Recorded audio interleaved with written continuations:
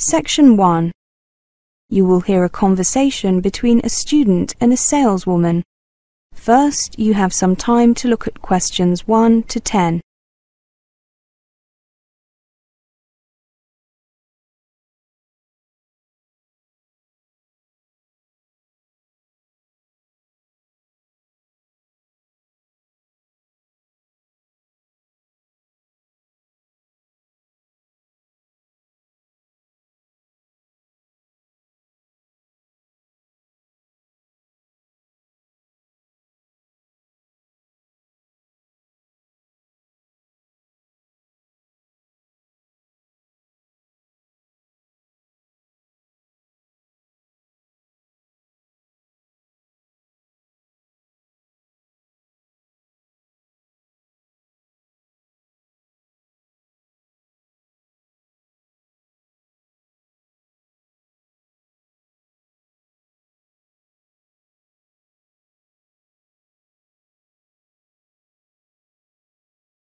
Now listen carefully and answer questions 1 to 10.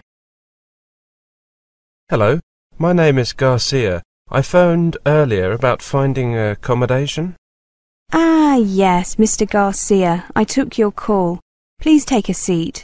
You said on the phone that you are studying at the university. That's right. I'm currently in University Digs, but I have decided to move out. May I ask why? Well, the accommodation itself is fine, very nice in fact, but it's catered accommodation, and I find having to have my meals at fixed times somewhat restrictive. I tried to get into self-catering accommodation, but there's very little of that available, and as I will be a second-year student next academic year, I wasn't given a place. I see. We have many students coming to us who are in the same situation. Do you intend to live alone or share with someone? I have 2 friends, from Spain and from Colombia, who would like to share with me. We thought it would be a good idea to rent a small house together. Does that sound sensible to you? Sure. In fact, I recommend it. Where are you from, Mr. Garcia? I'm from Mexico. Really? I went there on holiday last year. Lovely. So, you're looking for a 3-bedroom house? How about a flat? Would that be okay? Yes, that would be fine too. But if the rents are roughly the same, we'd prefer a house with a small garden, just somewhere where we can sit outside in the sunshine. Of course. We do have houses, but more flats are available at the moment. Is there any particular area you'd like to live in? Obviously, we'd like to be close to the university if possible, but not too close. My experience is that people living in the proximity of the uni tend to get a lot of people dropping in. We'd like to avoid that. I understand. Places further from the uni are also a little cheaper in general. Before we go on, could I take down a few details? Of course. My full name is Manuel Garcia. I currently live at 35C Campus Lane. Thank you. And your telephone number and email address? My mobile number is 0453 672 348. My email address is garcianuk@email.uk. How old are you and your future housemates? I'm 19. My friends are 19 and 20. And are you all male? Yes. Smokers? No. Okay, how much would you be prepared to pay altogether? We heard that £200 to £250 a month would be possible. Yes, that's about right. Accommodation in this town is below the average for the country as a whole. I'd recommend something closer to £250, since the lower paid accommodation can be rather poor quality. Yes, it's important to feel good in a home. We intend to move in at the beginning of July. We've all got placements over the summer holiday. That's good. A lot of landlords will offer a small discount if they know that you'll be there throughout the year. I think we'll find something decent for around £230 a month. I should point out that utilities are not included. I understand. We expected that. By the way, we understand that you will charge us a fee for arranging accommodation. Is that correct? Yes, it is. We charge you half a month's rent and the landlord half a month's rent. That includes the cost of drawing up a rental agreement. All our landlords require a deposit of a month's rent, payable with the first month's rent, upon signing the agreement. That's fine. Now, I'll just write down the kind of place you're looking for. I don't think that'll be a problem. Do you have any other requirements? Let me think for a minute. Oh, of course. How could I forget? It must be furnished. We don't mind buying kitchen utensils. A TV, yes, we'll need that. We don't need a video or DVD player. Oh, and a washing machine. That's essential, as is an internet connection. I presume all the accommodation you offer has a cooker. Yes, you don't have to worry about that. Do you prefer a bath or shower? We'd prefer to have a shower, but we're not fussy about that. Right then, I'll send you the details of 3 or 4 of the most suitable properties later today by email. Then you can let me know whether you'd like to see any of the properties or whether you'd prefer to see details of some others. Thank you for dropping by, Mr. Garcia. That is the end of section 1. You now have half a minute to check your answers.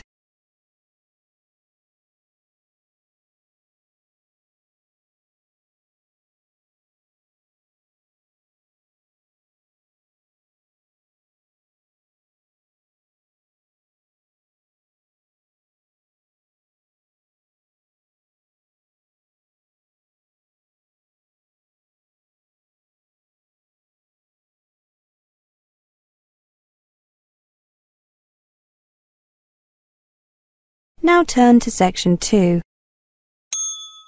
Section 2. You will hear a conversation between an interviewer and an interviewee. First, you have some time to look at questions 11 to 20.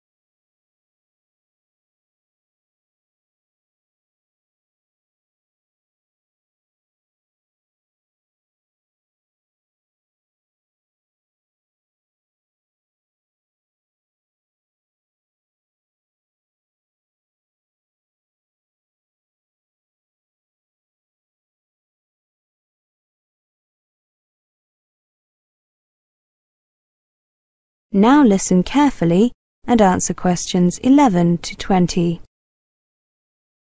What was your holiday location and how did you hear about it? My holiday location was Wairara in New Zealand. It is a thermal spa resort. I was there last year with my parents, my sister, and a couple of friends of my parents. My father and my little sister, who inherited the medical problems from my father, need to go to a thermal spa every year for treatment.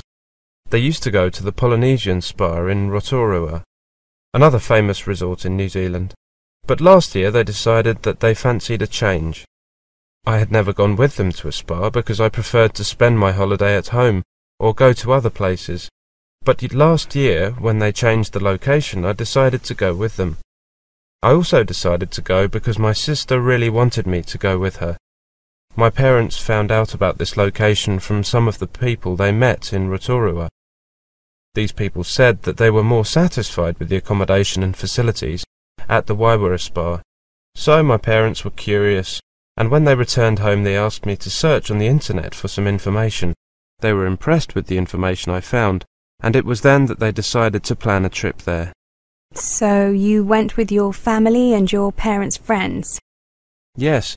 I travelled with my parents, my little sister and some family friends with their 3 children, so that altogether we were 9 people.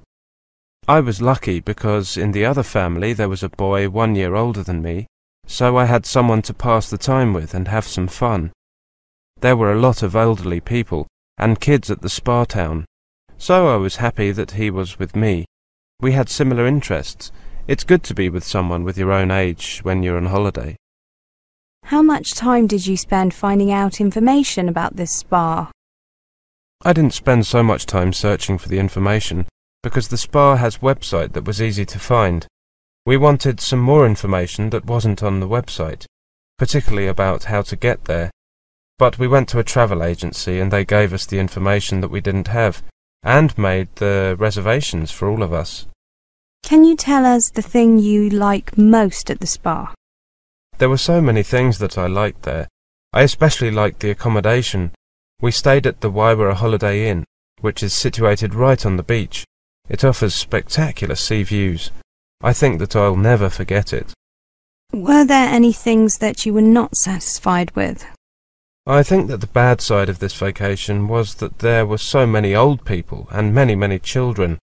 Luckily there were some play areas for children, and they stayed there most of the time. How was your room?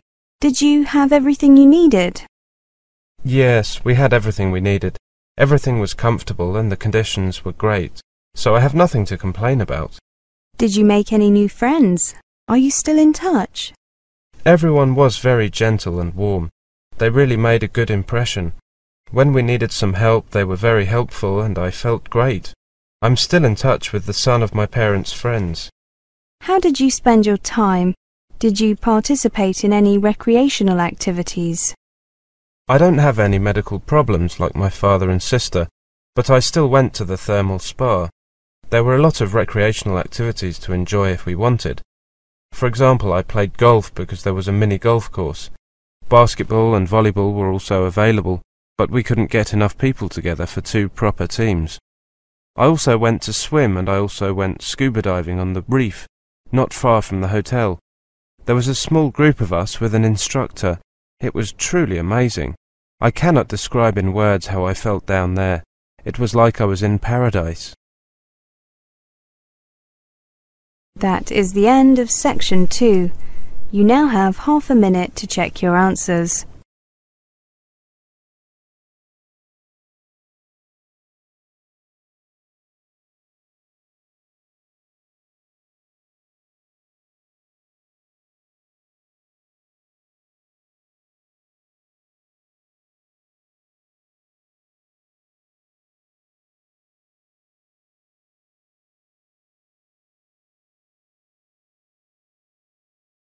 Now turn to section 3.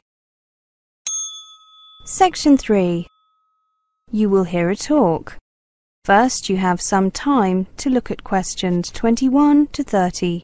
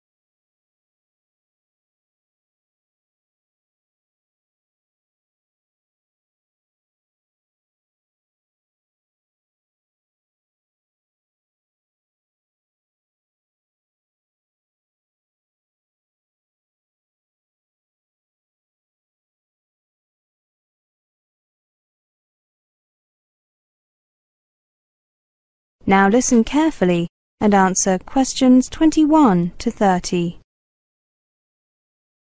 So you have all told me that you have been having difficulties with taking part in seminar discussions.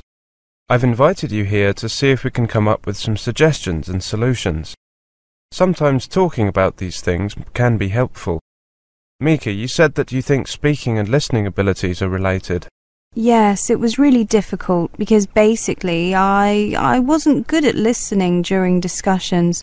You know, you need to understand what is going on, so if you miss some things that people say, it's very difficult to catch up with the topic.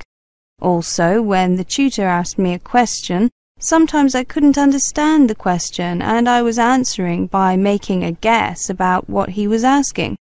Usually, the result was that he said something like, "I think you didn't understand my question," which was quite embarrassing for me. Martina, Have you personally had many difficulties taking part in discussions? Oh yes, definitely. Especially in the very beginning of the course. In terms of speaking, I think I feel that the students, when they talk in class, there is no end to the conversation. They sometimes talk continuously regardless of whether you raise a hand. However, they will usually stop and let you speak if you just interrupt someone. At the beginning, I think I was trying to adapt to this kind of environment or classroom chemistry.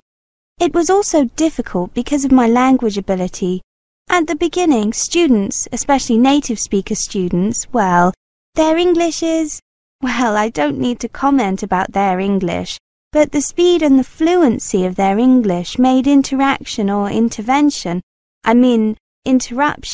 very difficult for students like me, like us, non-native speakers. One thing I learnt to try and do is to think and try to anticipate where the discussion might go, so that when, for example, they talk about something, like when they talk about, for example, how children think, I can get some ideas in my mind and then I can join in. Before, by the time I had collected all my thoughts and was ready to join in, the discussion had moved on. So basically, I think it requires you to think quickly and think ahead if you want to join in. Mikhail, have you done anything to try and improve and to participate in such discussions? I think I have. For example, now I have more discussions with my classmates outside the classroom and talk about them with some of the questions raised in the seminars. If you ask tutors about your concerns, they listen to you very carefully and they pay attention to the issue in future seminars. They also try to, how do you say it in English, catch your eye and see if you are ready to make a comment. If you are, they interrupt the native speakers and, what's the other idiom, give you the floor. That's it. Tutors are very good at accommodating all the people in the room, but you have to let them know you want to speak. Eye contact and body language can be useful. Martina, with regards to speaking in discussions, what advice would you give to another student coming to study in England? Be polite when you discuss something or argue something. Don't be aggressive. Just be polite and argue in a polite way. And if you say something wrong, just admit it. English students don't mind if you make a mistake, and you should admit it and then continue the argument or discussion. If I have a really good idea or previous knowledge about the subject under discussion, my view is respected. But if I don't have anything to say about the topic, that's not good. So I advise the students from overseas to be prepared and to be polite. It's a good chance for you to talk and share. Take it. Mika, what advice would you give to international students about how to prepare for discussion activities? If you want to improve your English abilities, it takes some time. You must be realistic. You cannot make a quick improvement easily. But what you can do immediately is to have enough knowledge on that subject. If you have enough knowledge, for example, if you know technical terms, there is a much higher probability that you will understand the content of the seminar. You can also help yourself by using your English outside seminars. If you make some friends from your seminar groups, you will also find that they like to discuss topics with you in the seminars. So that's the advice I would give. I agree with Martina about being prepared before the discussion. I find that English students are very interested in how things are done or tackled in other countries. However, they can be impatient if you take too long to express yourself. Well, thank you very much. I hope that's given you a few ideas. Now, there is something else I can suggest. That is the end of section 3. You now have half a minute to check your answers.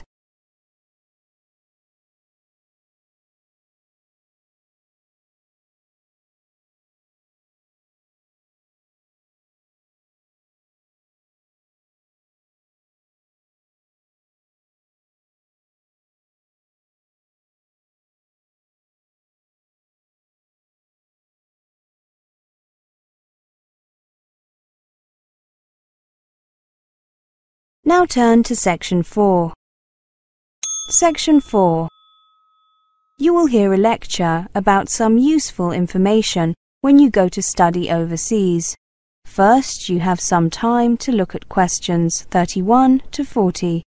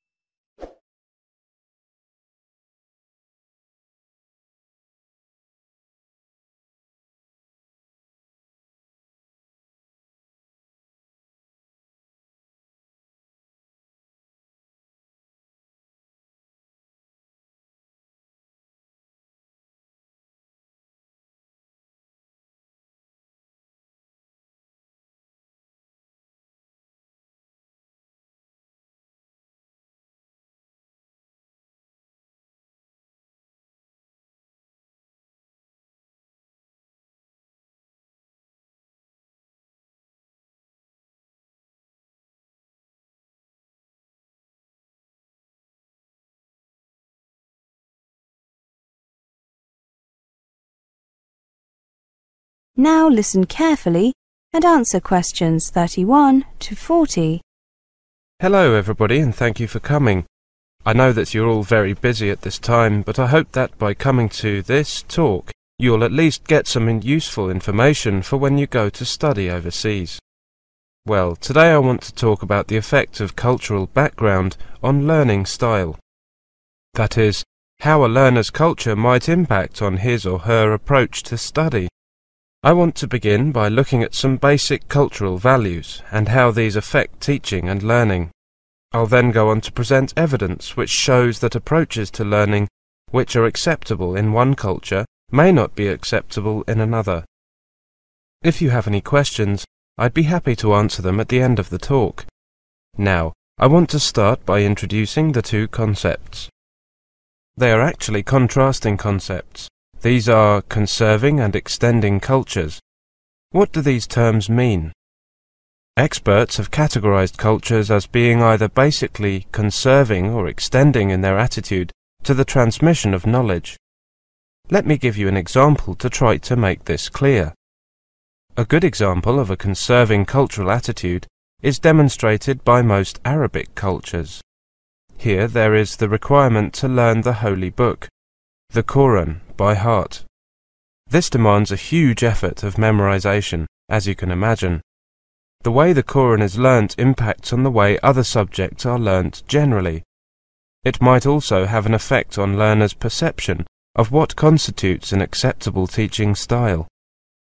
By this I mean that the unquestioning acceptance of the messages in the Quran and the concentration and repetition necessary to memorize those messages are transferred to the learning of school subjects and to the expectations students have on teachers.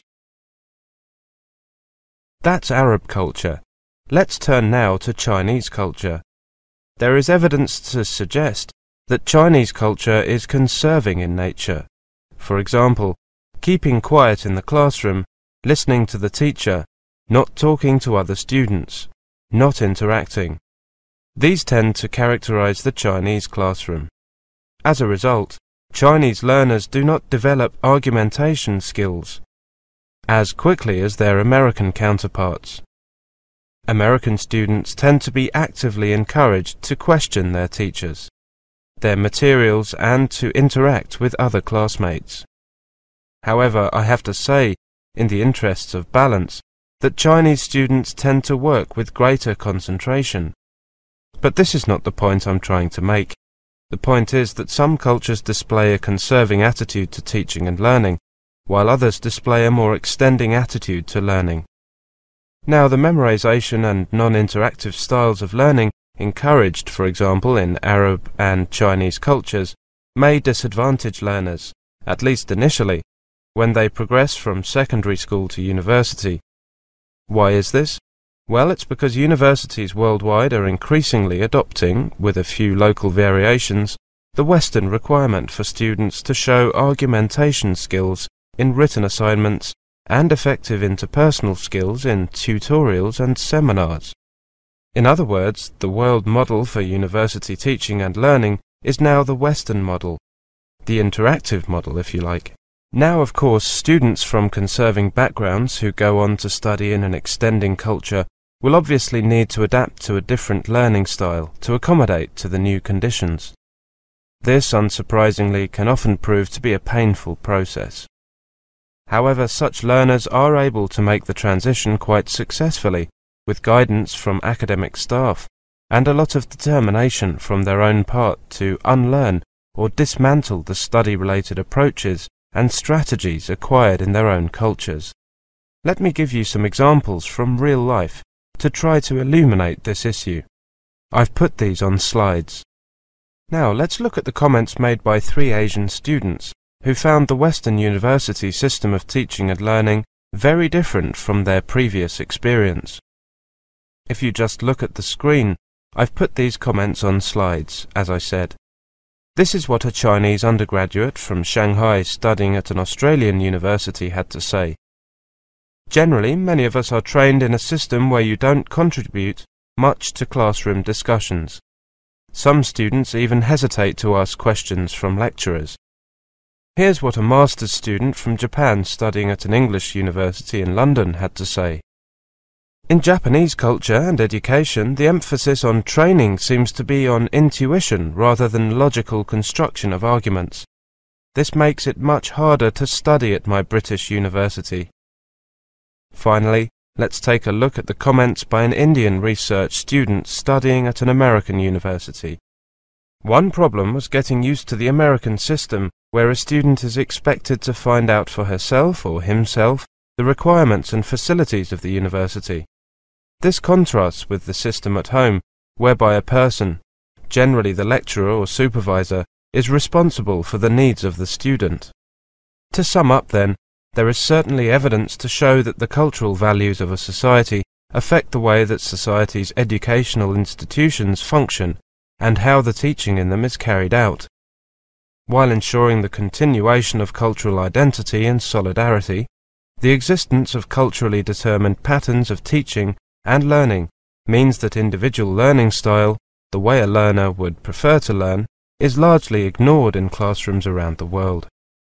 Well, that's all I want to say for the moment. I hope you'll find what I've said interesting and useful when you go overseas to study. Are there any questions?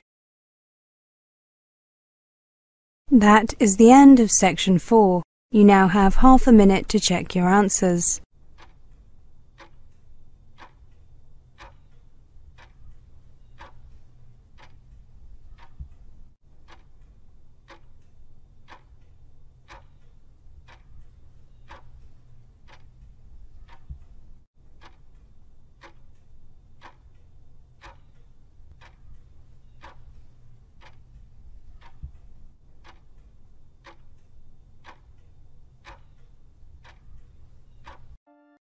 That is the end of the listening test.